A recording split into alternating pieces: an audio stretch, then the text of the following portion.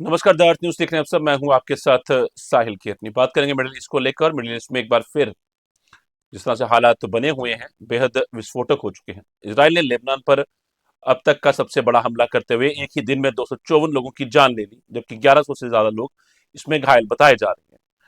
यह हमला ऐसे समय हुआ जब अमेरिका और ईरान के बीच 2 हफ्तों के सीज फायर का ऐलान किया गया था, लेकिन बड़ा सवाल यह है कि अगर सीज फायर हुआ तो फिर यह हमला क्यों हुआ। बेंजामिन नेतन्याहू साफ कह रहे हैं कि लेबनान इस समझौते का हिस्सा नहीं है। वहीं डोनाल्ड ट्रंप का बयान भी यही संकेत देता है। दूसरी ओर ईरान का कहना है कि सीजफायर और जंग एक साथ नहीं चल सकते। इस बीच हालात और भी गंभीर तब हो गए जब हॉर्मुज को लेकर तनाव बढ़ गया, जहां से दुनिया का लगभग 20% तेल गुजरता है। क्या यह संघर्ष अब एक बड़े क्षेत्रीय युद्ध में बदलने जा रहा है? क्या दुनिया एक नई वैश्विक संकट की ओर बढ़ रही है? यही बातें सामने यही होंगे बात कि जिस तरीके से आज हालात बने हुए हैं सीजफायर के बाद भी, कुछ ग्राफिक्स के माध्यम से आपको ये समझाएंगे। अमेरिका ईरान समझौते पर सवाल। इजराइल ने लेबनान पर अब तक का सबसे बड़ा एयर स्ट्राइक ऑपरेशन लॉन्च किया। एक दिन में 254 लोगों की मौत, 1100 से ज्यादा घायल हुए हैं। बेरूत समेत कई शहरों में जोरदार धमाके और तबाही के दृश्य सामने आए। इजराइल ने 100 से ज्यादा ठिकानों को निशाना बनाने का दावा किया। हमलों का मुख्य निशाना हिजबुल्लाह के सैन्य ठिकाने बताए गए। लेबनान ने हमले के बाद राष्ट्रीय शोक का ऐलान भी कर दिया था। हमले के वक्त अमेरिका ईरान के बीच सीजफायर लागू तो था, पर पालन कितना हुआ इस समय बताएगा। इजराइल ने कहा कि लेबनान सीजफायर समझौते का हिस्सा नहीं है। इजराइल ने साफ उससे इनकार किया है। ट्रंप प्रशासन ने भी लेबनान को समझौते से अलग बताया है। पाकिस्तान ने दावा किया कि लेबनान भी सीजफायर में शामिल है।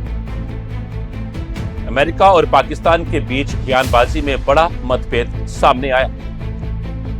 जेडी वेंस ने कहा ईरान ने समझौते को गलत समझा है।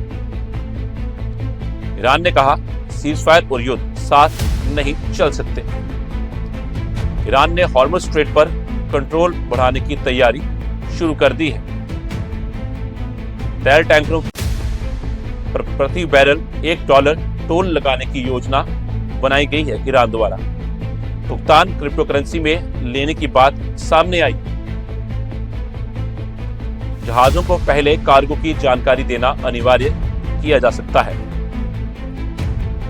ईरान का दावा है कि हथियारों की सप्लाई रोकने के लिए कदम जरूरी है। हॉर्मुज से दुनिया का 20% तेल और एलएनजी सप्लाई गुजरती है।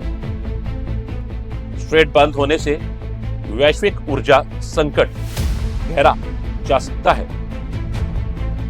अमेरिका ने ईरान से तुरंत रास्ता खोलने की मांग की। सीजफायर के बावजूद लेबनान में हमले जारी हैं।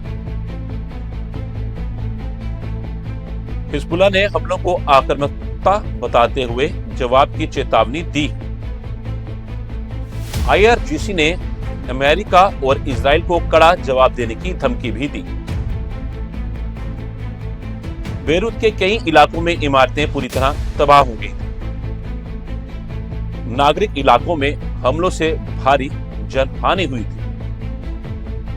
कुछ जगहों पर पहले चेतावनी दी गई और कुछ जगहों पर नहीं भी दी गई।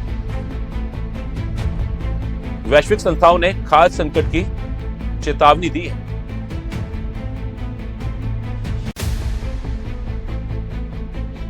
संयुक्त राष्ट्र ने हमलों की कड़ी निंदा की। यूएन ने कहा संघर्ष का कोई सैन्य समाधान नहीं है।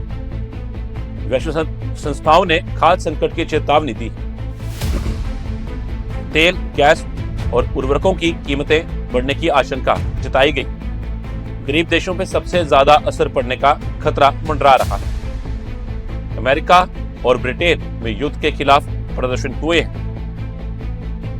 टाइम्स स्क्वायर और लंदन में लोग सड़कों पर उतरे थे।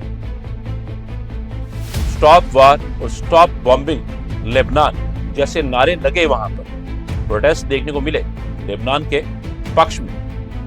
अल-अक्सा मस्जिद 40 दिन बाद नमाजियों के लिए खोली गई थी।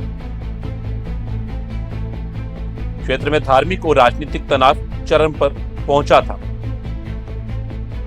ईरान और सऊदी अरब के विदेश मंत्रियों में बातचीत हुई। क्षेत्रीय कूटनीति तेज, लेकिन समाधान अभी दूर नजर आता है।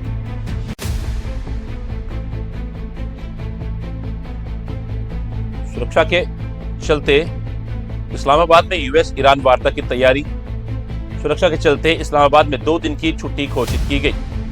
ईरान का प्रतिनिधिमंडल पाकिस्तान पहुंचा है। 10 पॉइंट शांति प्रस्ताव पर चर्चा होने की संभावना। वेंस ने दावा किया कि एक प्रस्ताव चैट जीपीटी से लिखा गया था और इससे वार्ता की गंभीरता पर सवाल खड़े हुए। ट्रंप ने कहा, समझौता ना हुआ तो और बड़ा युद्ध होगा। ट्रंप ने कहा, समझौता ना हुआ तो और बड़ा युद्ध होगा। अमेरिकी सेना ईरान के आसपास तैनात रहेगी। सऊदी तेल पाइपलाइन पर हमले से तनाव और बढ़ा। वैश्विक तेल सप्लाई का बड़ा हिस्सा प्रभावित हो सकता है। लेबनान में मार्च से अब तक 1500 से ज्यादा मौतें हुई। बच्चों और महिलाओं की बड़ी संख्या प्रभावित हुई। इजराइल हिजबुल्लाह संघर्ष लगातार तेज हो रहा है। उत्तरी इजराइल में रॉकेट इंटरसेप्ट किए गए। दोनों तरफ से जवाबी कार्रवाई जारी है। नाटो सहयोगियों पर ट्रंप ने नाराजगी जताई है। यूरोप ने सीजफायर का समर्थन किया, लेकिन सीधे शामिल नहीं हुआ। वैश्विक शक्तियों के बीच मतभेद बढ़ते जा रहे हैं। ये संघर्ष बड़े क्षेत्रीय युद्ध में बदलता जा रहा है। दुनिया के सामने ऊर्जा और खाद्य संकट का खतरा मंडरा रहा। मिडिल ईस्ट में शांति की उम्मीदें कमजोर पड़ती जा रही। तो साफ है, मिडिल ईस्ट में हालात हर गुजरते घंटे के साथ और गंभीर होते जा रहे हैं। इजराइल और ईरान के बीच सीजफायर के बावजूद लेबनान जल रहा है। सवाल सिर्फ एक देश का नहीं, बल्कि पूरी दुनिया की स्थिरता का है, क्योंकि तेल, व्यापार और कूटनीति सब कुछ दांव पर लगा है। अगर जल्द समाधान नहीं निकला तो यह संघर्ष सीमाओं से निकलकर वैश्विक संकट बन सकता है।